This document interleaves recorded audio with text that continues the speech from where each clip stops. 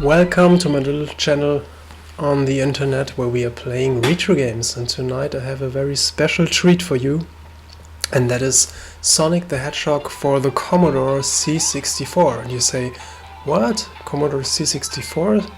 Sega never released Sonic on the C64. Well, yes, that's true. Sega never released its game on anything other than their Sega home consoles.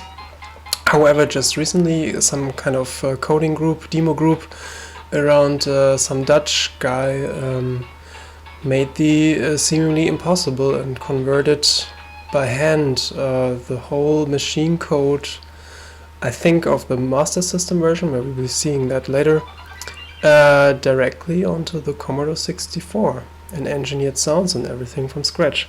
Well, I would say without further ado, let's jump into the game, shall we? So there we go. Of course, I'm not playing on a real machine, unfortunately. This is the...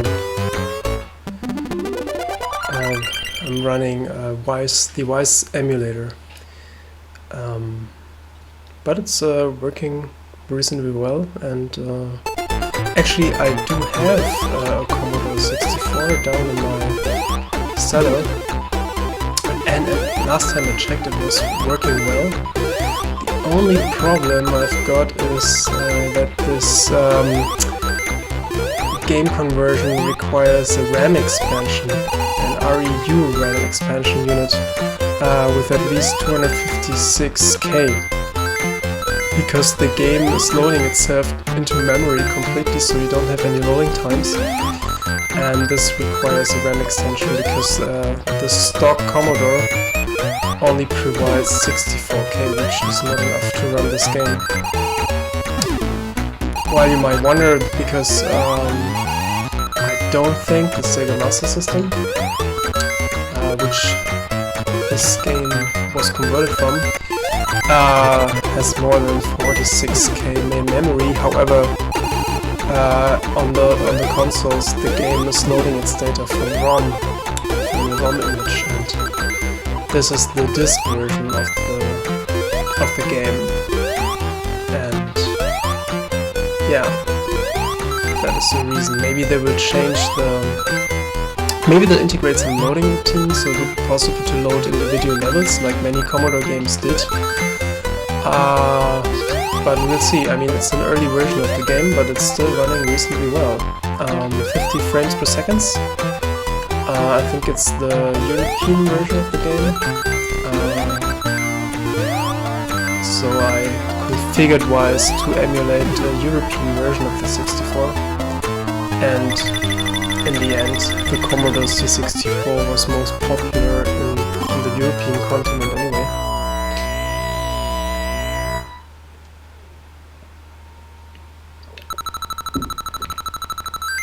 But if you know the American version of the game, the 60Hz NTSC version running on the Master System, you will probably notice that it's running a little bit slower than you're used to, but that's how the Europeans experienced these games, especially Sonic back in the day, even on the 16-bit machines, where the Sonic games were amazingly fast, but only on the American systems.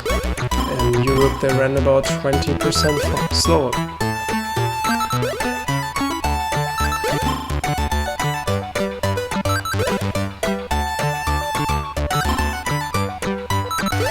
And I think I'm familiar with all versions of Sonic, maybe except for the Sonic CD version, the Mega CD version. As a kid I mostly played Sonic the Hedgehog on my Mega Drive and on my Game Gear. And I must say I love the handheld version, especially of Sonic the Hedgehog 1, which this game is based on. Or probably a direct conversion, but the Game Gear version differed a little bit in some aspects, like the bonus stages where, because of the screen real estate on the Game Gear was much smaller, the level design was a bit different, so the heights were reduced, especially the bonus games were kind of smaller, so they were easier to play on the small screen. And the Master System, so basically this game here you've seen, that's actually running C64 code, but it's based on the Master System version. You can see this from the bonus stages. They look more like them on the Master System. I will probably do a stream in the near future where I will be running both the Master System version and the 64 version that we are looking at right here in parallel to compare the levels. So far, what I played so far, this is really an exact conversion of the Master System levels. They are very similar, but they differ in some aspects from the Game Gear version, which I'm most familiar with. You can already see, if you remember the console games, you already see that while the sound is pretty awesome and probably better than on the Master System, graphics-wise, you see that the Commodore color palette is quite limited to what the Sega Master System was able to display. And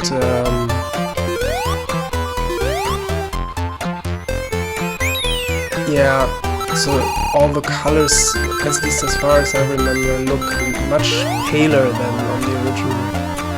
But this is not the developer's fault. The C64 had an awesome sound chip. Graphics-wise, it was a rather limited platform.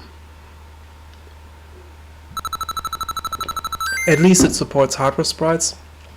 8 sprites in parallel, which helps in this game.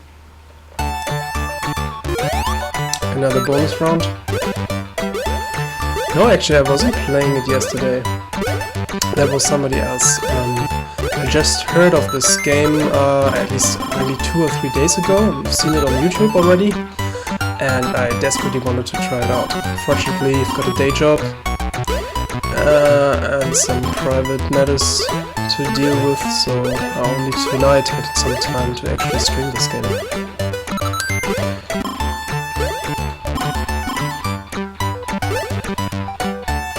But it's a really nice Christmas present, I would say. I mean, thanks to this Mr. Sid, or what his name is, several other people collaborated on this game. An awesome Christmas treat. And of course, it's done because this year was the 30th anniversary of Sonic the Hedgehog. The Sega Genesis version was released 30 years ago in 1991.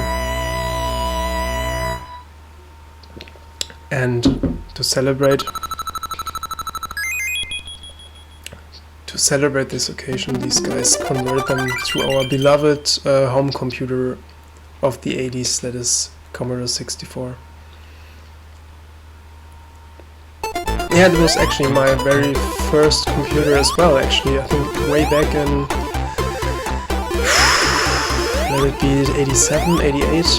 I think I desperately wanted a computer for Christmas. I already had an Atari VCS 2600 console back in the 80s, I think in 1985, 86, probably 86. And after that I got hooked and I actually wanted a home computer to play with. And I think finally, I think in 87 or 88, I don't exactly remember it, I actually got the 64 for Christmas, the brown one, the brown box, together with a huge brown floppy 1541.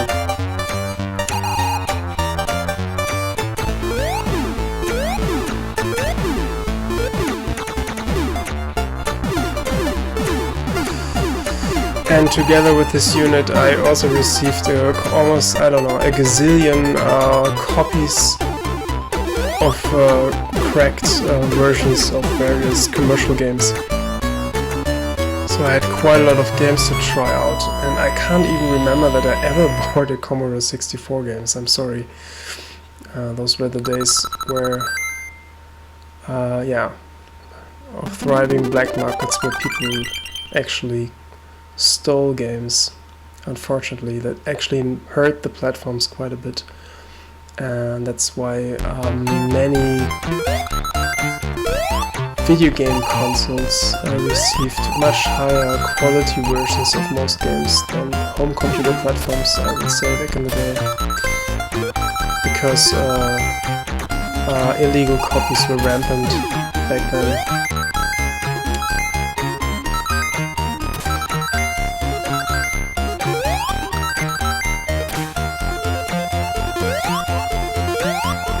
Yeah, so that's level 2.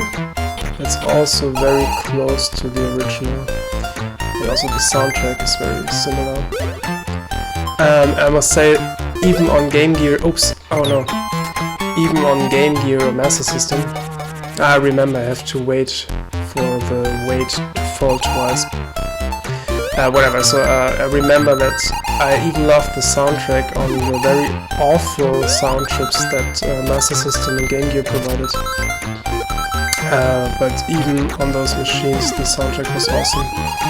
And I must say the C64 version of these, the C64 renditions of these tracks are even much better, of course. So pretty cool. Great job.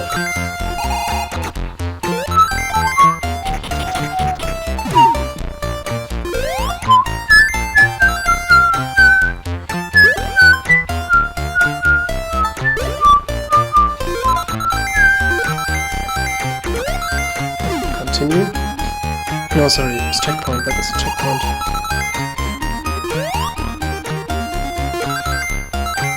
For people who never played the Master System or Game Gear versions, but remember the Genesis version, you might wonder that the game looks so different. Actually, the 8-bit renditions of Sonic are a completely different game.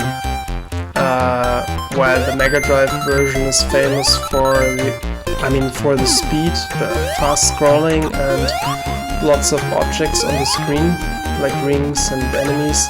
The 8-bit versions use enemies and sprites rather sparingly, so the screens look much more empty. That was however needed to make the scrolling at least fast enough to get the Sonic feeling. But I mean, all in all, the 8-bit versions are separate games. They're kind of easier, but they are pretty enjoyable.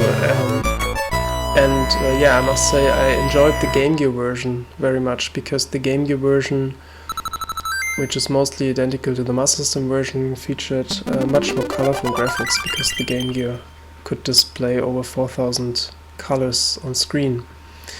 Yeah, so if you want to try out an 8-bit version of Sonic, go for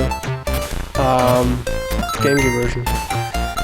And yeah, here I think here is the first deviation from the original. I'm pretty sure that World 2, Stage 2, which we are playing right now, is an auto-scroller level. Maybe I'm mixing. Maybe the Game Gear version was the auto-scroller and not the Master System version, but I don't think so. This is in the original. This is an auto-scroller version level, and yeah, for some reason the developers dropped the auto-scrolling here. But we will see. Next time I'll stream, we will compare the versions. But it doesn't matter. I mean, nobody likes auto-scrollers, right? I hate them. So I'm pretty relaxed. It's actually much easier than the original version here.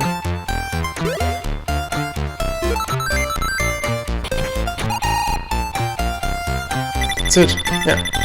Without the auto-scrolling, I don't know, I'm not sure, maybe it also lacks some elements. I remember in the auto-scrolling level, it was always tricky to get over the weight scale, the jumper, the weight, how do you say this the scale jumper thing, because you had to be acting rather quick to get over the hill before the auto-scroller pushed you into the abyss. So I remember it being rather tricky. Yeah, whatever, so I think they dropped the auto-scroller.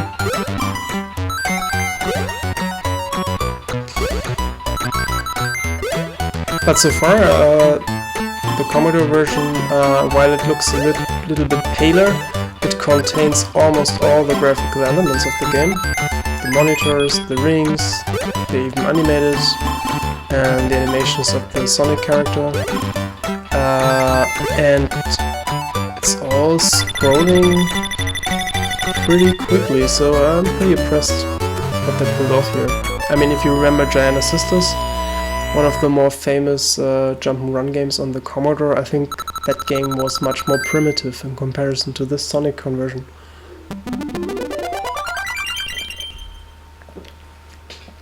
Boss.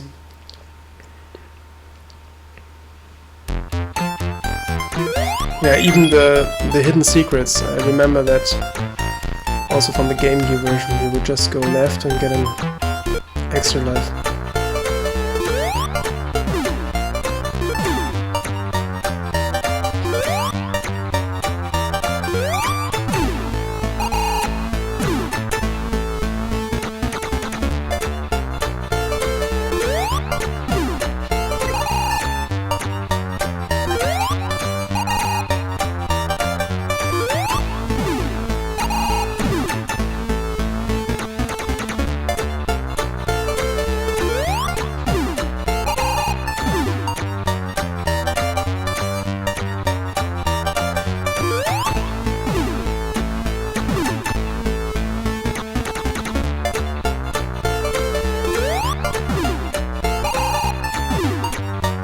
That was close.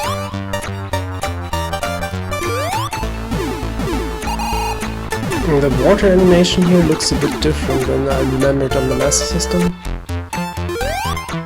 but the background was pretty close. Here you can see some color artifacts on this capsule, and it's a bit flickery, but other than that it's pretty close to the original. There you go. Yeah, by the way, I think I missed one of the Chaos Emeralds because I kept talking about the game, but I think I missed the first Chaos Emerald in level 2. No, whatever. Yeah, I remember the jungle level was pretty awesome. It looks amazing on the Game Gear because of the colors. Here the color palette looks a bit brownish for my taste. In the original it's really black, green, red. The colors were pretty pristine and diverse on the original system. But I mean, here we are playing on the Commodore that had 16 built-in colors. You couldn't really swap out.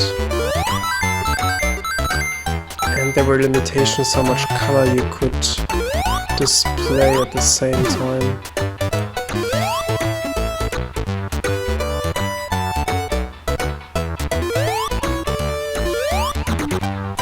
And I think what I read is also for speed, most Commodore games would actually run in text mode. So they wouldn't actually use the high resolution graphics the Commodore actually provided. Because it was just too slow to implement scrolling and everything. I think usually games on the Commodore would use the text mode and implement backgrounds and tiles and stuff with custom fonts, I think, manipulating the font routines, while the sprites, color sprites, could be displayed on the text, on top of the text and stuff. So for decent graphics you actually didn't need to use the Commodore's high resolution mode.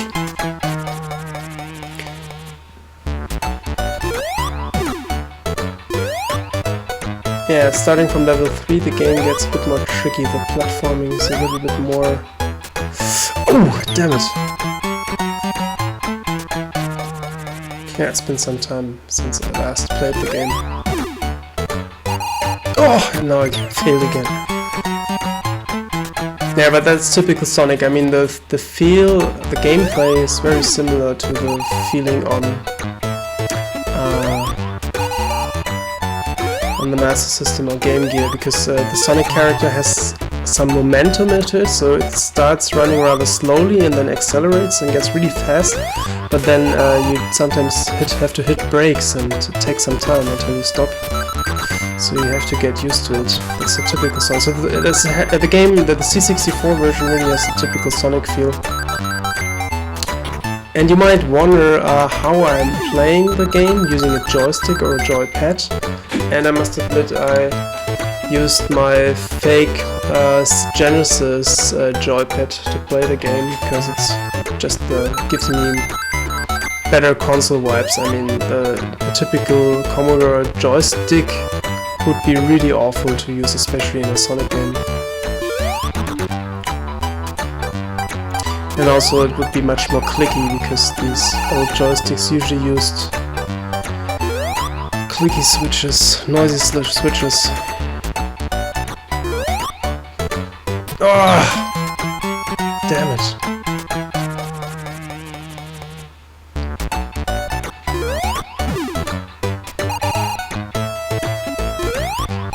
Okay, I'll just shut up now and try to get the Chaos Emerald.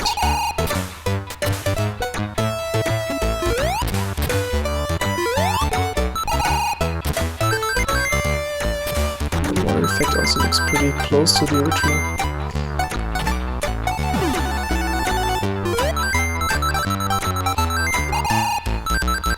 So, you gotta be careful.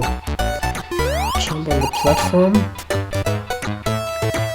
and we have to wait to the last second and jump onto the green over there, because that thing here is, you can bump into it and then you lose a life. And now we go all the way to the left. There we go, you see? Yeah, I just happened to remember that from the Game Gear version, and it's exactly like the Game Gear version on the Commodore. Pretty cool. Oh yeah, I should have gone down. I mean, I should have kept on the. I should have stayed on the little lock thingy and float on the water to the right, because it's easier than this platforming over here, but I think this way I reach the continue, the checkpoint.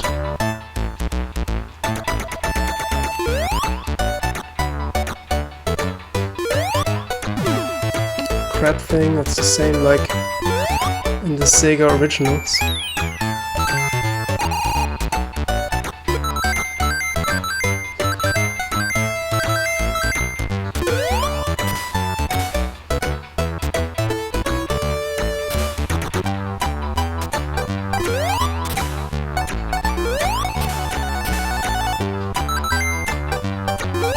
Yeah, and the water also features some current, so you are decelerating in water and push to the left. It's exactly like on the Master System, it's exactly like I remember it.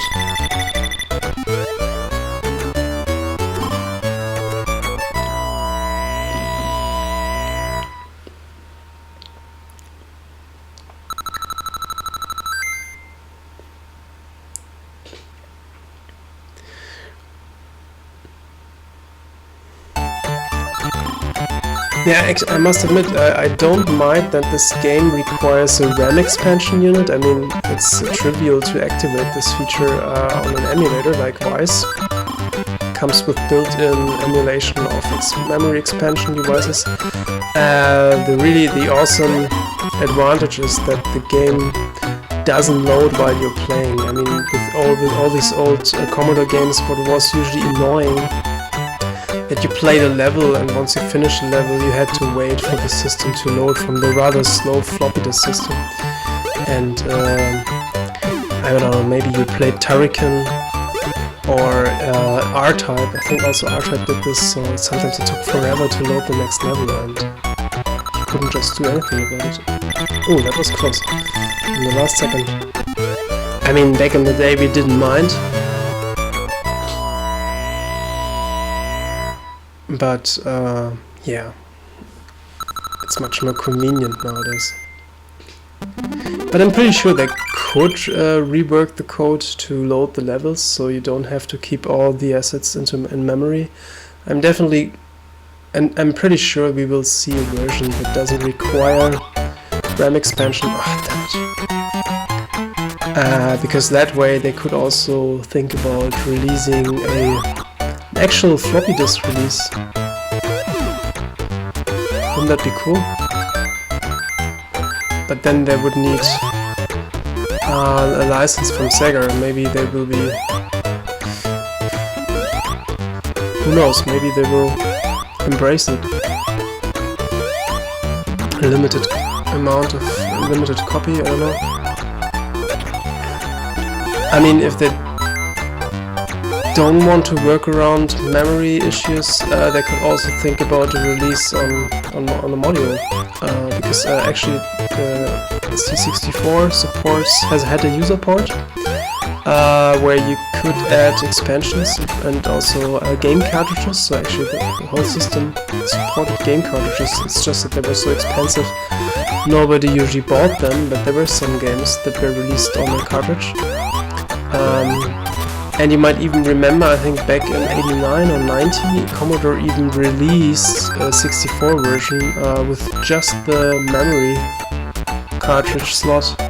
So they were kind of releasing a 64 console, which of course by the time they released it, I think in 1990 or 1991, it was already hopelessly outdated compared to the competition. So it was a huge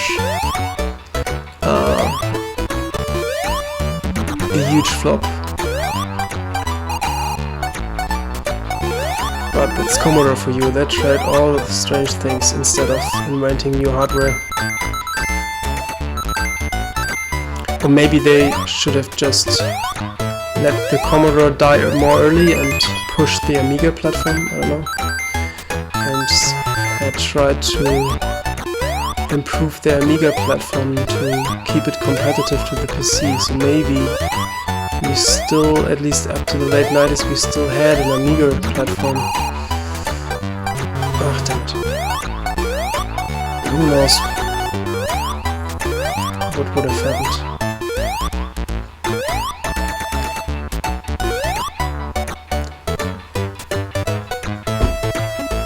I mean, for me personally, the Commodore 64 era ended for me in 1993, where I got my first PC. Yeah, I think it was 1993 actually. Yeah. So I got my first 286 PC in late 93 for 400 German marks. Deutschmarks. That wasn't too expensive actually for a complete PC unit, including monitor. I was pretty lucky. Unfortunately, I never enjoyed. Initially I tried to save my money for an Amiga. So I was actually hoping to get myself an Amiga 500 back in the day. But somebody convinced me that probably I should go directly for the PC, and this was probably a good idea. So I got myself a 286 with 16 MHz, 2 MB of RAM, but at least a VGA card. And then I got a Sound Blaster 2 for Christmas. And then I played Monkey Island 2 on my own personal computer, and it was amazing. Yeah. And that's where I sold my C64, which I actually expanded quite a bit. So while I was too young to do serious programming and stuff, I did some homework stuff on it, actually using GEOS, the GEOS graphical user interface. I had a GEOS RAM expansion, so I could have a RAM drive, a RAM disk. And this way it was actually quite convenient to do text processing and some graphics, even on the little Commodore. Pretty amazing.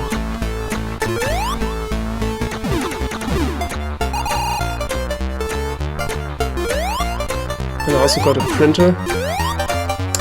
How do you say, a 9...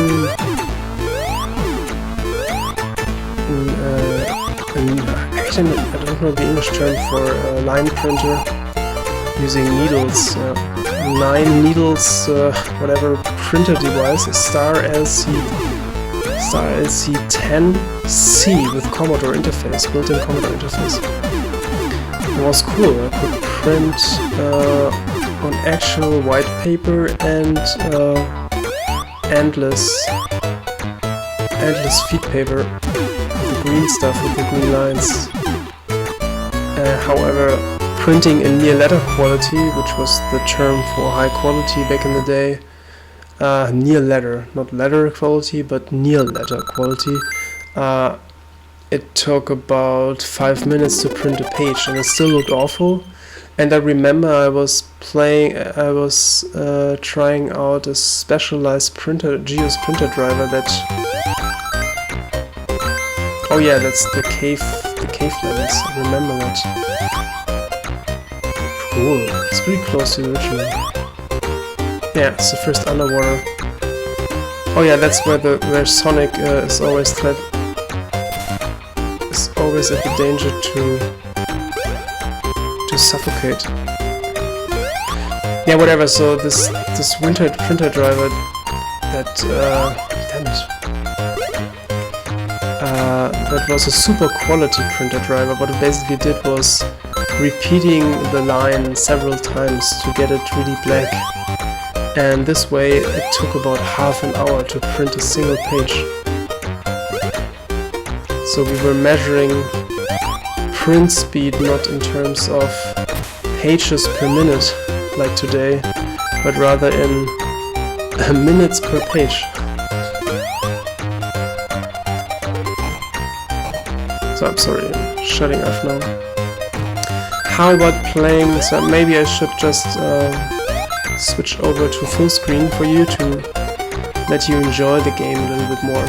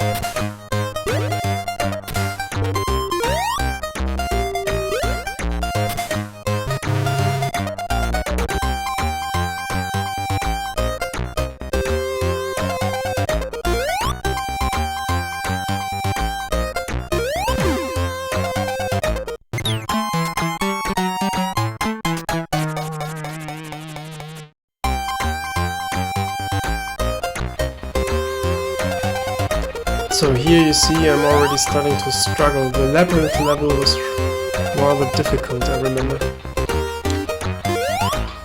Oof. Ah, damn it, no. Hit the spikes, damn it.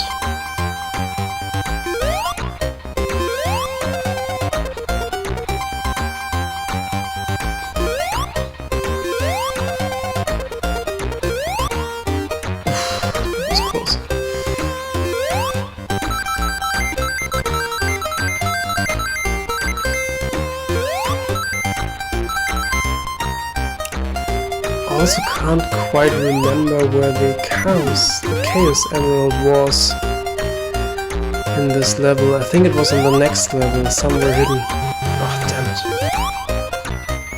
Yeah, so it doesn't really pay off to go that route, and I think we have to go to the right anyway.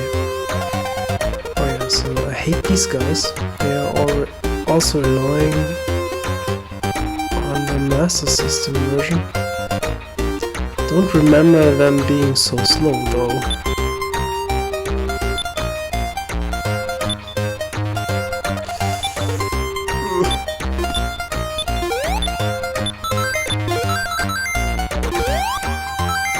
Yeah, this little tick is a bit underwhelming compared to the Genesis version. You might remember the dramatic music that changed. Dramatic music that started once you're starting to suffocate. Pretty stressful, but a very cool game element. Unfortunately, that feature was kind of lost on the 8-bit versions of the game, so it's not the developers of this Commodore version here fault. That is a bit underwhelming. That's like on the original game.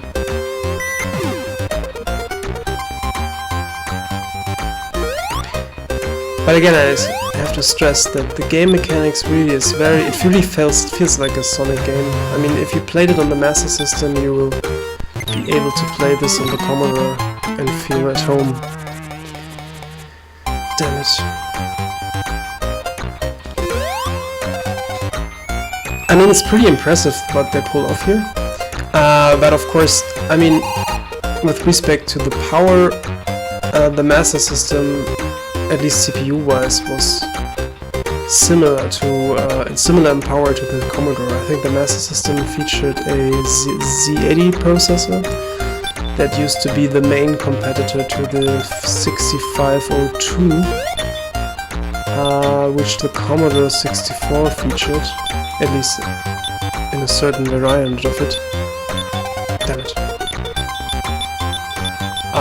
So actually I'm not that surprised that you can pull this game off. Okay, now I'm suffocating. Damn it! Come on! Oh, oof, that was close. So yeah, while it's really impressive and it's not surprising that the Commodore is capable of running the game. I mean, the machine was similar to the Master System, although, as I said, graphics palettes was a bit more limited, but I mean, the C64 appeared earlier, I think in '82, and also it was not specialized to gaming. I mean, it was supposed to be a business machine initially. Damn it. Go.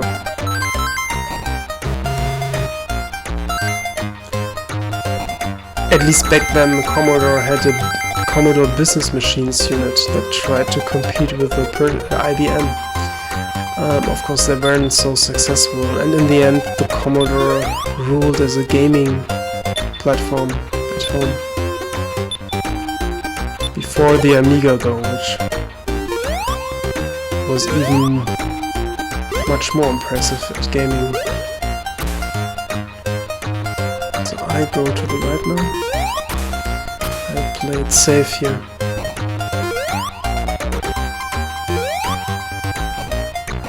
Yeah, I remember these stone lines. They're exactly the same like on the Master System and Game Gear version. Oh look! Look, that's a Chaos Emerald. Okay. maybe that's a glitch. I think that's a glitch.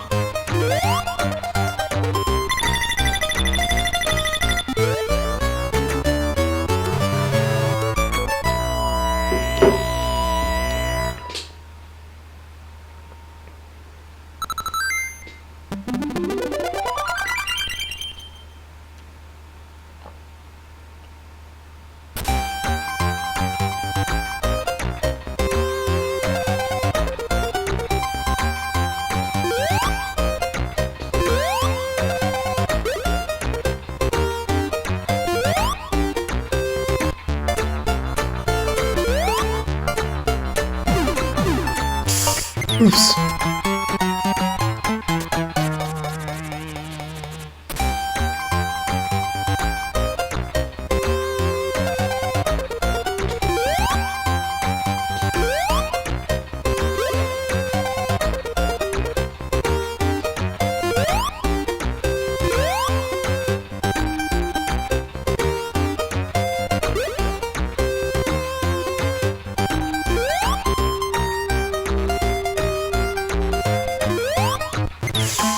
Oof.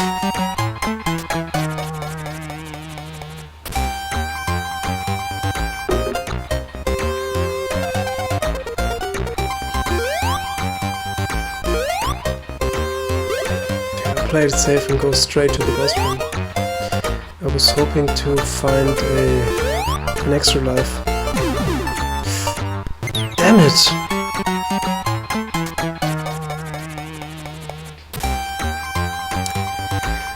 I'm getting my ass handed here to Dr. Robotnik.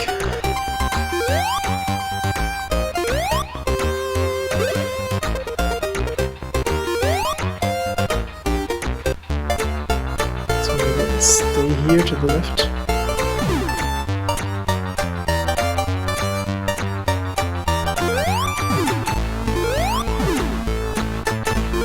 Oh yeah, I remember that boss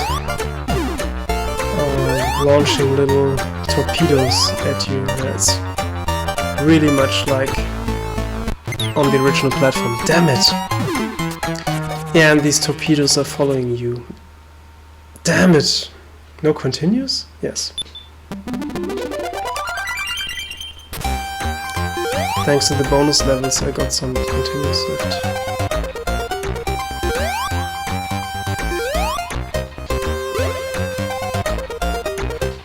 Although, sure, if I concentrated more, I could beat the game.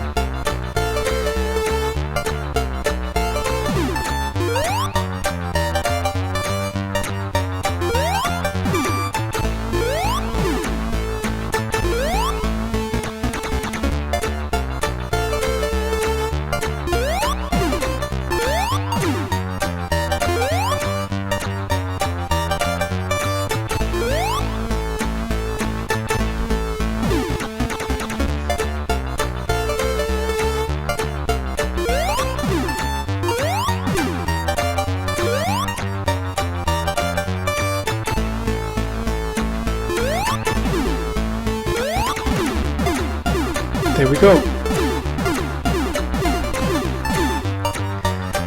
Piece of cake.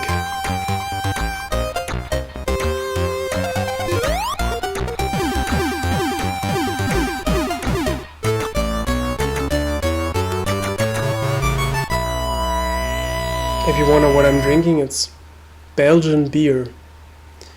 And I must say it tastes awful.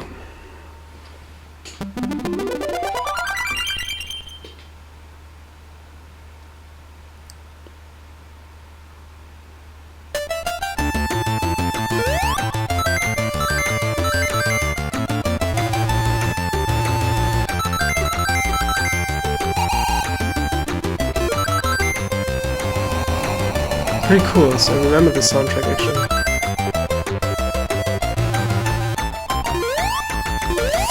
Extra life.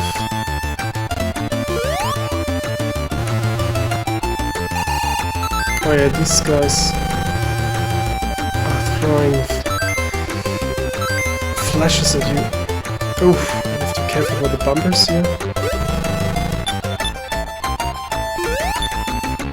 Oh yeah, and that's the level designed around these buttons. I think the next level also contains a little labyrinth where you have to choose a path out of a loop, I think. We did it already. That's the first level. I think the second is more difficult.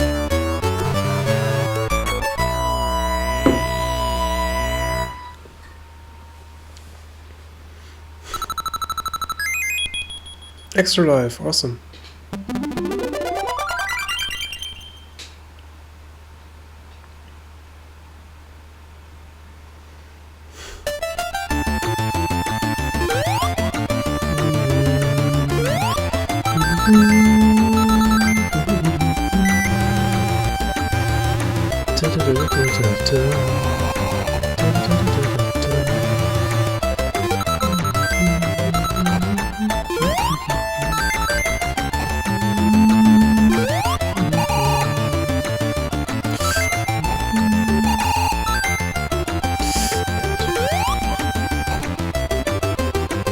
Remember the center pillars. Caterpillars, I mean. Oh yeah, maybe but they just weren't red. I think they were robotic silver.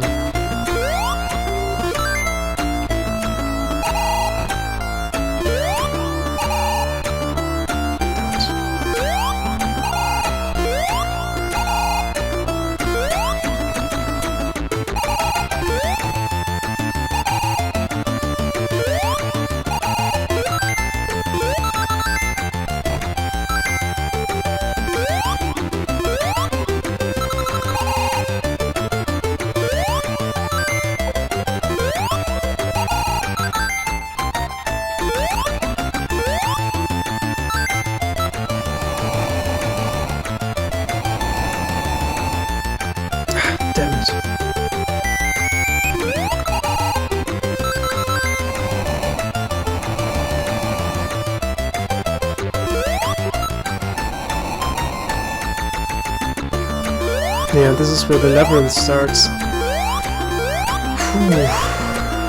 Hope I find a way out here.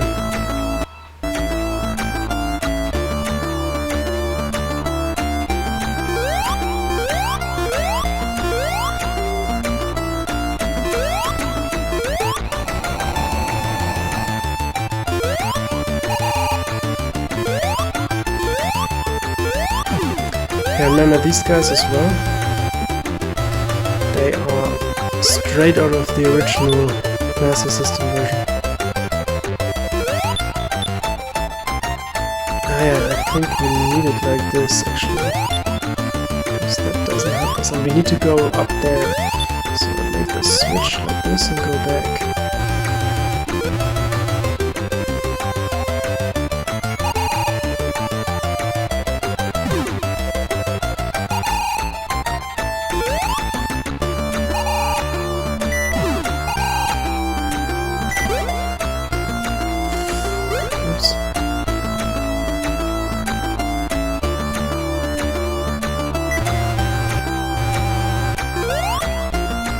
Oh yeah, and the beams, oh, the case. Found the case I wrote, cool. I think this is like in the original, right? I faintly remember it being right there, but now I have to go back.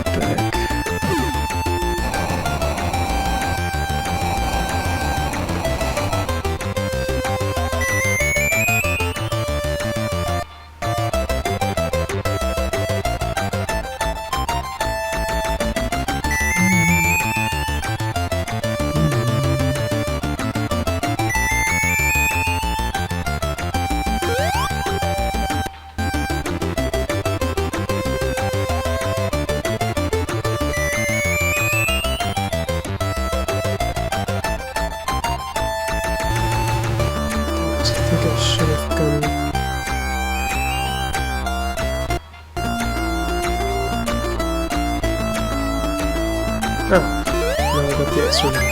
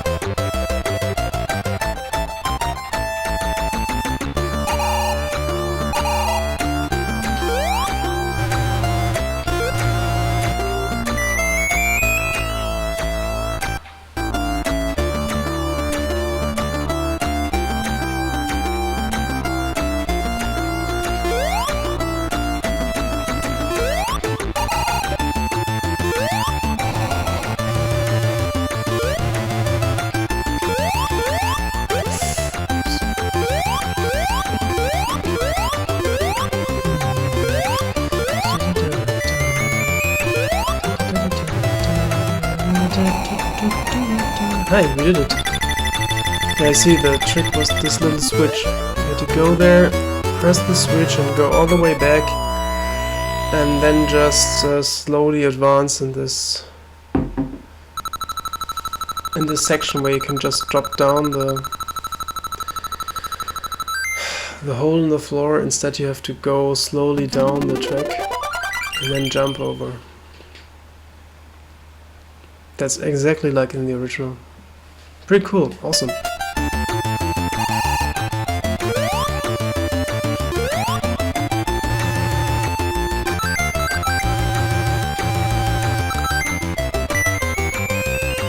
And now we have to find the boss room.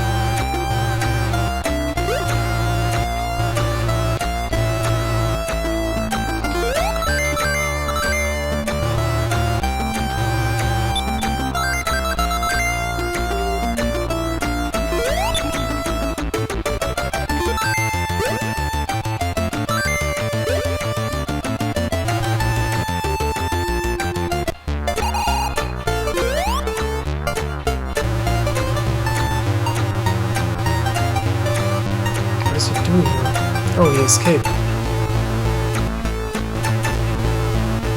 No boss battle.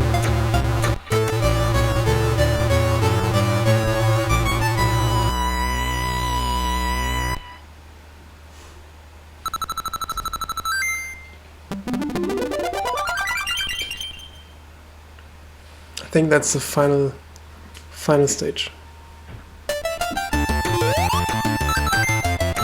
Oh yeah, it was pretty difficult here.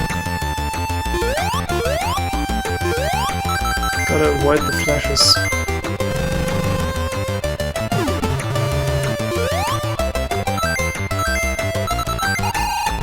So collect as many rings as possible, they're necessary for health insurance. Oops. Damn it.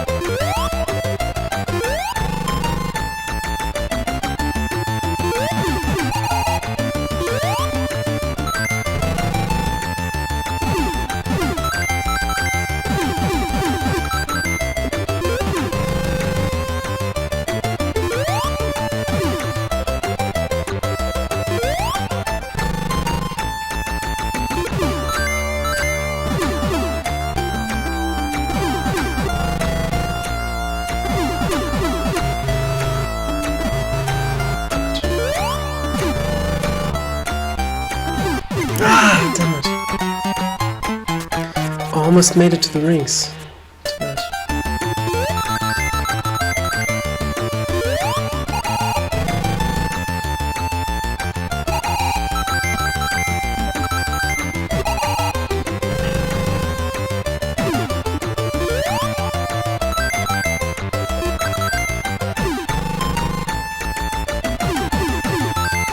Ah, damn it.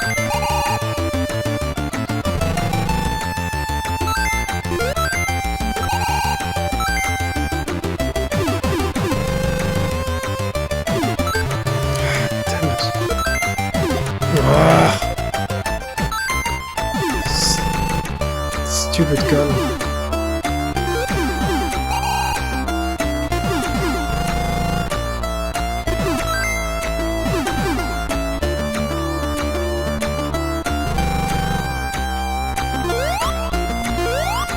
Okay, we've been here before.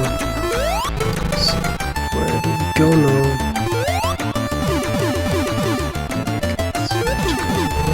Damn it! Died at the same place.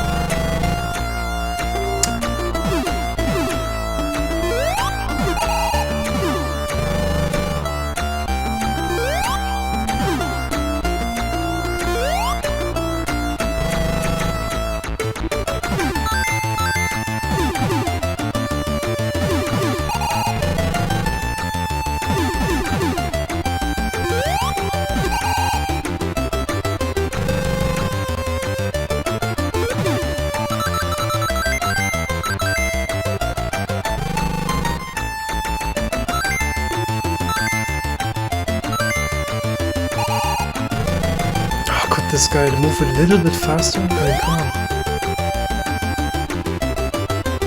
It's ridiculous.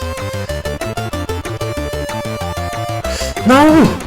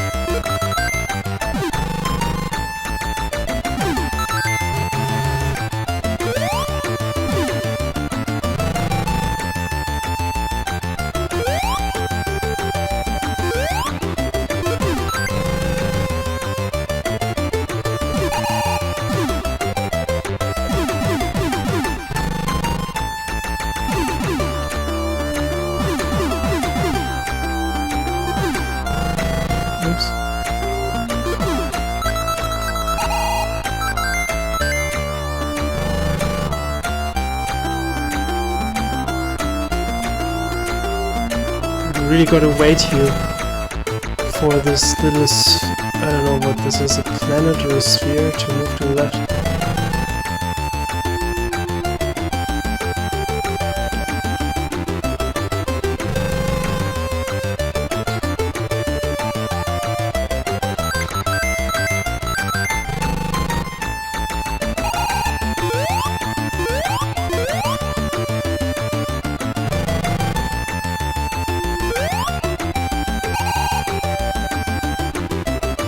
Yeah, the flashes, the background graphics is really exactly like in the Master System version. It's really awesome. I mean, it's amazing. I mean, if I wouldn't know that I'm playing on the Commodore, I wouldn't even notice it. It's pretty cool. Did it.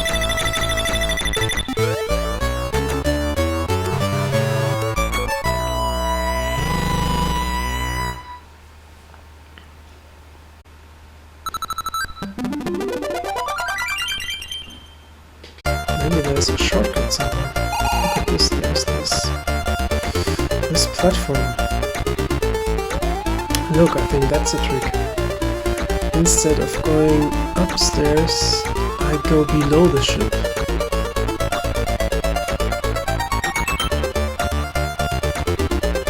There's a ladder. Probably should get up here.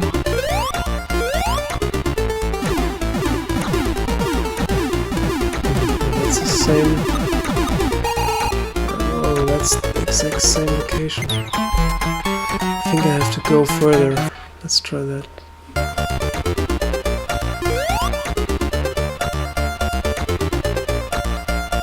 I think it's a good sign I'm forgetting that I'm playing the C64 version.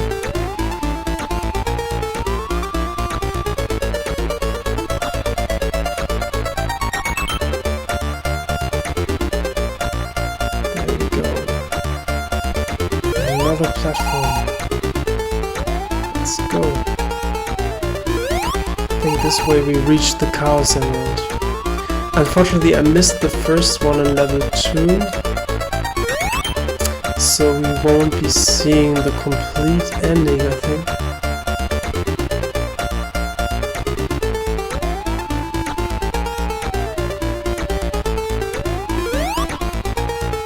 There you go! Did it.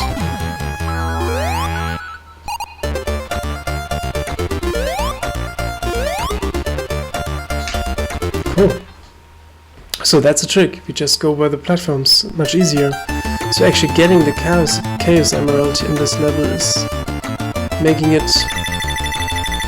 our life much easier. Good to know. Pretty cool. I mean, it's all there in the C64 version. And we got an extra life.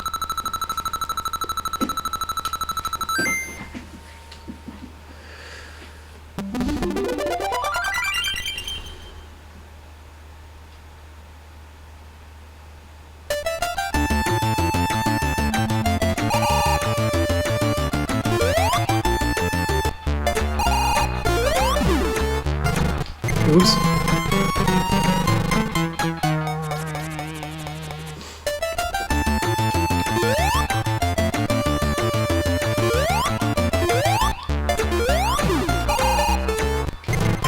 Okay, I'm too impatient, sorry.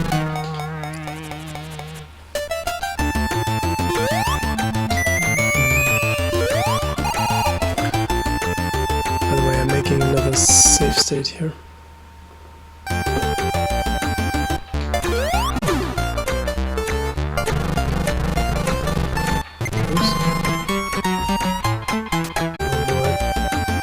Electric shocks.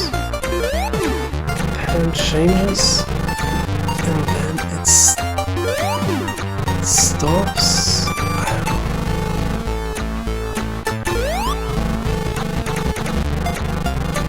I'm missing a trick or something. Oh, it's been so long I beat this game.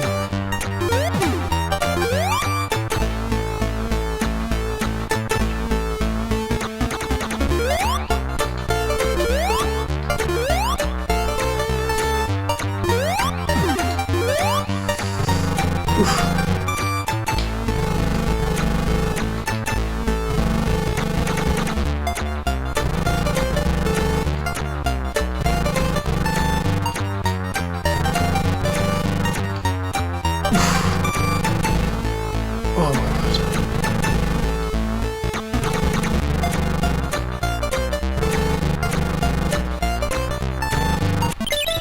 I did it. I did it. Oh my god.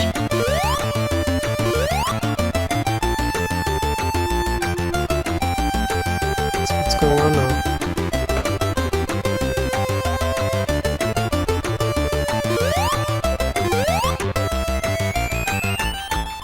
So now he's fleeing.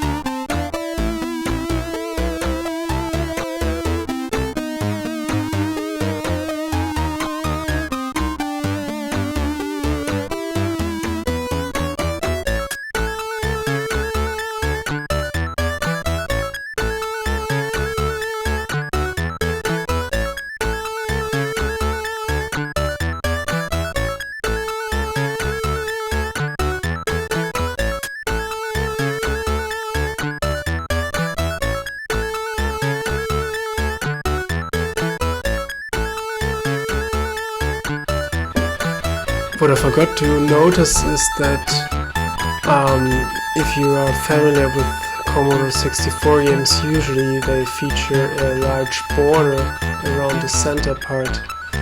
That was done back in the day because of how CRT TV stations used to work. Usually the boundaries of a CRT display wasn't, especially for the television, for telly, wasn't as sharply defined, so different models had different canvas sizes. So the Commodore developers decided to add a buffer, a border around the center that was always guaranteed to be displayed. And one of the tricks as a good C64 programmer was to get rid of that border and display sprites and graphics in that area to have a larger screen real estate. And I think Sonic the Hedgehog on the C64 manages to use the border part across the whole game. That's pretty impressive. So yeah, that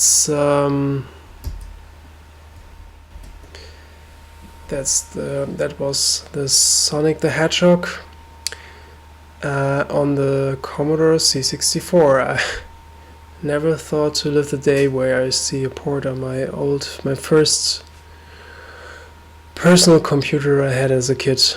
That was pretty amazing. So it kind of combines the best memories, the Commodore C64, and the joy, and also sometimes the frustration you got at playing Sonic the Hedgehog. And now you can have both experiences in a single session if you play Sonic the Hedgehog on a C64. So thanks to the programmers, they did an awesome job. It's amazing.